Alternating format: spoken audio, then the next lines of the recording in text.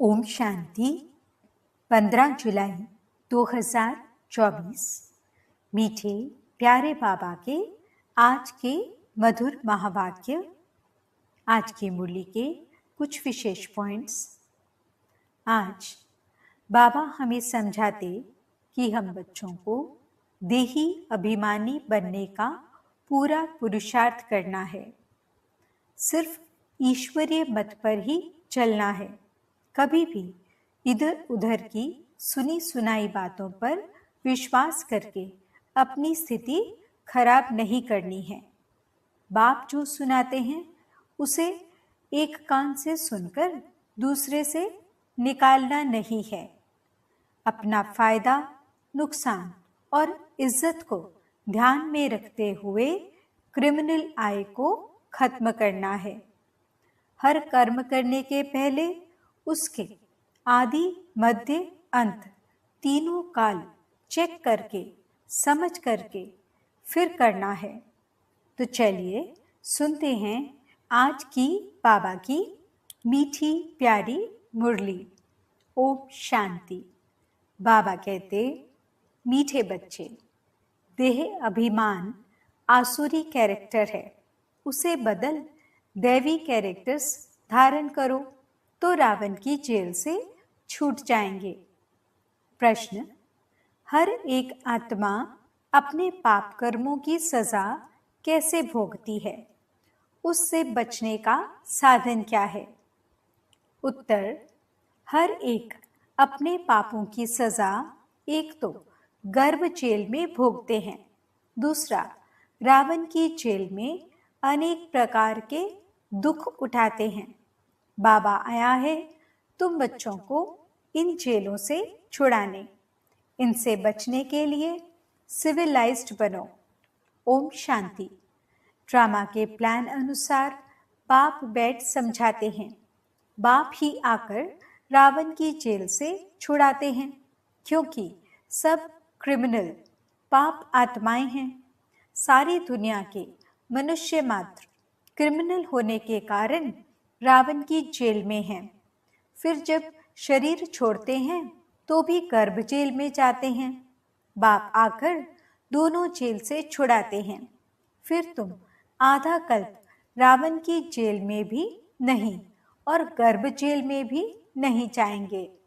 तुम जानते हो, बाप धीरे धीरे पुरुषार्थ अनुसार हमें रावण की जेल से और गर्भ जेल से छुड़ाते रहते हैं। बाप बताते हैं तुम सब क्रिमिनल हो रावण राज्य में, फिर राम राज्य में सब सिविलाइज्ड होते हैं। कोई भी भूत की प्रवेशता नहीं होती है। देह का अहंकार आने से ही फिर और भूतों की प्रवेशता होती है। अब तुम बच्चों को पुरुषार्थ कर देही अभिमानी बनना है। जब ऐसे लक्ष्मी नारायण बन जाएंगे तभी देवता कहलाएंगे। अभी तो तुम ब्राह्मण कहलाते हो। रावण की जेल से छुड़ाने लिए बाप आकर पढ़ाते भी हैं, और जो सबके कैरेक्टर्स बिगड़े हुए हैं वे सुधारते भी हैं। आधा कल्प से कैरेक्टर्स बिगड़ते बिगड़ते बहुत बिगड़ गए हैं। इस समय है तमो प्रधान कैरेक्टर्स। दैवी और आसुरी कैरेक्टर्स में बरोबर रात दिन का फर्क है। बाप समझाते हैं अब पुरुषार्थ कर अपना दैवी कैरेक्टर्स बनाना है, तब ही आसुरी कैरेक्टर्स से छूटते जाएंगे। आसुरी कैरेक्टर्स में देह अभिमान है नंबर 1। देही अभिमानी के कैरेक्टर्स कभी बिगड़ते नहीं हैं। सारा मदार कैरेक्टर्स पर है। देवताओं का कैरेक्टर कैसे बिगड़ता है? जब वे वाम मार्ग में जाते हैं अर्थात विकारी बनते हैं, तब कैरेक्टर्स बिगड़ते हैं। जगन्नाथ के मंदिर में ऐसे चित्र दिखाए हैं वाम मार्ग के। यह तो बहुत वर्षों का पुराना मंदिर है। ड्रेस आदि देवताओं की ही है। दिखाते हैं देवता वाम मार्ग में कैसे जाते हैं। पहली पहली क्रिमिनलिटी है ही यह। काम चिता पर चढ़ते हैं, फिर रंग बदलते बदलते बिल्कुल काले हो जाते हैं। पहले पहले गोल्डन एज में हैं संपूर्ण गोरे, फिर दो कला कम हो जाती है। त्रेता को स्वर्ग नहीं कहेंगे, वह है सेमी स्वर्ग। बाप ने समझाया है, रावण के आने से ही तुम्हारे ऊपर कट चढ़ना शुरू हुई है। पूरे क्रिमिनल अंत में बनते हो। अभी 100% क्रिमिनल कहेंगे, 100% वाइसलेस थे, फिर 100% विशियस बने। अब बाप कहते हैं सुधरते जाओ। ये रावण का जेल बहुत बड़ा है, सबको क्रिमिनल ही कहेंगे, क्योंकि रावण के राज्य में है ना। राम राज्य और रावण राज्य का तो उनको पता ही नहीं है। अभी तुम पुरुषार्थ कर रहे हो राम राज्य में जाने का। संपूर्ण तो कोई बना नहीं है, कोई फर्स्ट, कोई सेकंड, कोई थर्ड में है। अब बाप पढ़ाते हैं, दैवी गुण धारण कराते हैं। देह अभिमान तो सब में है।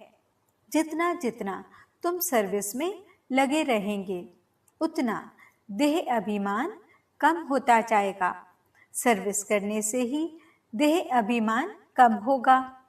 देही अभिमानी बड़ी बड़ी सर्विस करेंगे। बाबा देही अभिमानी है तो कितनी अच्छी सर्विस करते हैं। सभी को क्रिमिनल रावण की जेल से छुड़ाए सद्गति प्राप्त करा देते हैं। वहां फिर दोनों जेल नहीं होंगी, यहाँ डबल जेल है। सतयुग में न कोर्ट है, न पाप आत्माएं हैं, न तो रावण की जेल ही है। रावण की है बेहद की जेल। सभी 5 विकारों की रस्सियों में बंधे हुए हैं। अपरम अपार दुख है। दिन प्रतिदिन दुख वृद्धि को पाता रहता है। सत्युग को कहा जाता है गोल्डन एज, त्रेता को सिल्वर एज। सत्युग वाला सुख त्रेता में नहीं हो सकता, क्योंकि आत्मा की 2 कला कम हो जाती है। आत्मा की कला कम होने से शरीर भी ऐसे हो जाते हैं। तो ये समझना चाहिए कि बरोबर हम रावण के राज्य में देह अभिमानी बन पड़े हैं। अब बाप आया है रावण की जेल से छुड़ाने के लिए। आधा कल्प का देह अभिमान निकलने में देरी तो लगती है, बहुत मेहनत करनी पड़ती है। जल्दी में जो शरीर छोड़ गए वे फिर भी बड़े होकर आए कुछ ज्ञान उठा सकते हैं। जितना देरी होती जाती है तो फिर पुरुषार्थ तो कर न सकें। कोई मरे फिर आकर पुरुषार्थ करे, सो तो जब ऑर्गन्स बड़े हों, समझदार हों, तब कुछ कर भी सकें। देरी से जाने वाले तो कुछ सीख नहीं सकेंगे। जितना सीखे उतना सीखे, इसलिए मरने से पहले पुरुषार्थ करना चाहिए। जितना हो सके इस तरफ आने की कोशिश जरूर करेंगे। इस हालत में बहुत आएंगे। झाड़ वृद्धि को पाएगा। समझानी तो बहुत सहज है। बॉम्बे में पाप का परिचय देने के लिए चांस बहुत अच्छा है। ये हम सबका पाप है। बाप से वर्षा तो जरूर स्वर्ग का ही चाहिए। कितना सहज है। दिल अंदर गदगद होना चाहिए। ये हमको पढ़ाने वाला है। ये हमारी एम ऑब्जेक्ट है। हम पहले सदगति में थे, फिर दुर्गति में आए, अब फिर दुर्गति से सदगति में जाना है। शिव बाबा कहते हैं माम एकम याद करो तो तुम्हारे जन्म जन्मांतर के पाप कट जाएंगे। तुम बच्चे जानते हो जब द्वापर में रावण राज्य होता है तो 5 विकार रूपी रावण सर्वव्यापी हो जाता है। जहाँ विकार सर्वव्यापी है वहाँ बाप सर्वव्यापी कैसे हो सकता है। सभी मनुष्य पाप आत्माएं हैं ना। बाप सम्मुख है तब तो ऐसे कहते हैं कि मैंने कहा ही नहीं है। उल्टा समझ गए हैं। उल्टा समझते विकारों में गिरते गिरते गालियां देते देते भारत का ये हाल हुआ है। क्रिश्चियन लोग भी जानते हैं कि 5000 वर्ष पहले भारत स्वर्ग था। सभी सतो प्रधान थे। भारतवासी तो लाखों वर्ष कह देते हैं, क्योंकि तमो प्रधान बुद्धि बन पड़े हैं। वे फिर न इतना ऊंच बने न इतना नीच बने हैं। वे तो समझते हैं बरोबर स्वर्ग था। बाप कहते हैं ये ठीक कहते हैं। 5000 वर्ष पहले भी मैं तुम बच्चों को रावण की जेल से छुड़ाने आया था, अब फिर छुड़ाने आया हूँ। आधा कल्प है राम राज्य, आधा कल्प है रावण राज्य। बच्चों को चांस मिलता है तो समझाना चाहिए। बाबा भी तुम बच्चों को समझाते हैं, बच्चे ऐसे ऐसे समझाओ। इतने अपरम अपार दुख क्यों हुए हैं?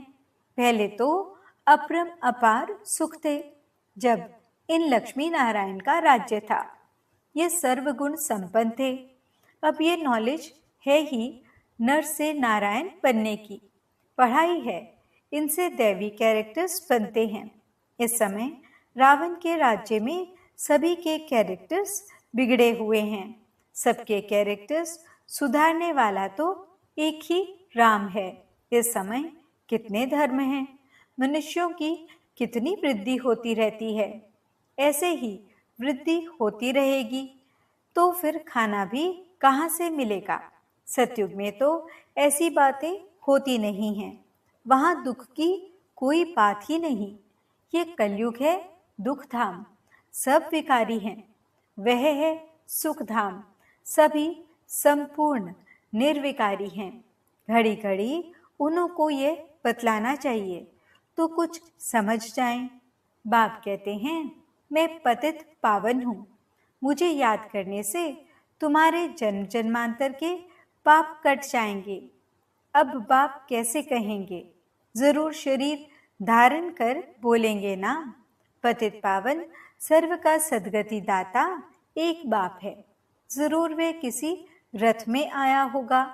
बाप कहते हैं मैं इस रथ में आता हूँ जो अपने जन्मों को नहीं जानते हैं। बाप समझाते हैं ये 84 जन्मों का खेल है। जो पहले पहले आए होंगे वही आएंगे, उनके ही बहुत जन्म होंगे, फिर कम होते जाएंगे। सबसे पहले देवताएं आए।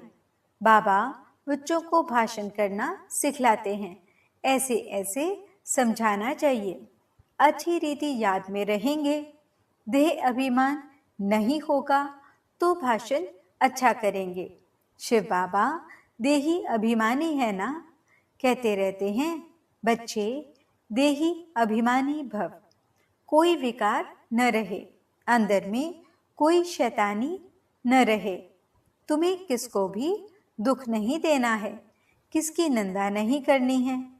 तुम बच्चों को कभी भी सुनी सुनाई बातों पर विश्वास नहीं करना चाहिए। बाप से पूछो यह ऐसे कहते हैं, क्या सत्य है? बाबा बता देंगे। नहीं तो बहुत हैं जो झूठी बातें बनाने में देरी नहीं करते हैं। फलाने ने तुम्हारे लिए ऐसे ऐसे कहा, सुनाकर उनको ही खाक कर देंगे। बाबा जानते हैं ऐसे बहुत होता है। उल्टी सुल्टी बातें सुनाकर दिल को खराब कर देते हैं। इसलिए कभी भी झूठी बातें सुनकर अंदर में जलना नहीं चाहिए। पूछो फलाने ने मेरे लिए ऐसे कहा है, अंदर सफाई होनी चाहिए। कई बच्चे सुनी सुनाई बातों पर भी आपस में दुश्मनी रख देते हैं। बाप मिला है तो बाप से पूछना चाहिए ना। ब्रह्मा बाबा पर भी बहुतों को विश्वास नहीं होता है, शिव बाबा को भी भूल जाते हैं। बाप तो आए हैं सबको ऊंच बनाने, प्यार से उठाते रहते हैं। ईश्वरीय मत लेनी चाहिए। निश्चय ही नहीं होगा तो पूछेंगे ही नहीं, तो रिस्पॉन्ड भी नहीं मिलेगा। बाप जो समझाते हैं उसको धारण करना चाहिए। तुम बच्चे श्रीमत पर विश्व में शांति स्थापन करने के निमित्त बने हो। एक बाप के सिवाय और कोई की मत ऊंचते ऊंच हो नहीं सकती। ऊंचते ऊंच मत है ही भगवान की, जिससे मर्तबा भी कितना ऊंचा मिलता है।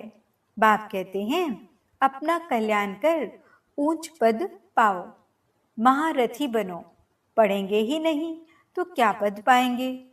यह है कल्प कल्पांतर की बात। सतयुग में दास दासियां भी नंबरवार होते हैं। बाप तो आए हैं ऊंच बनाने, परंतु पढ़ते ही नहीं हैं तो क्या पद पाएंगे। प्रजा में भी तो ऊंच नीच पद होते हैं ना, ये बुद्धि से समझना है। मनुष्यों को पता नहीं पड़ता है कि हम कहाँ जाते हैं, ऊपर जाते हैं या नीचे उतरते जाते हैं। बाप आकर तुम बच्चों को समझाते हैं, कहाँ तुम गोल्डन सिल्वर एज में थे, कहाँ आयरन एज में आए हो। इस समय तो मनुष्य मनुष्य को खा लेते हैं।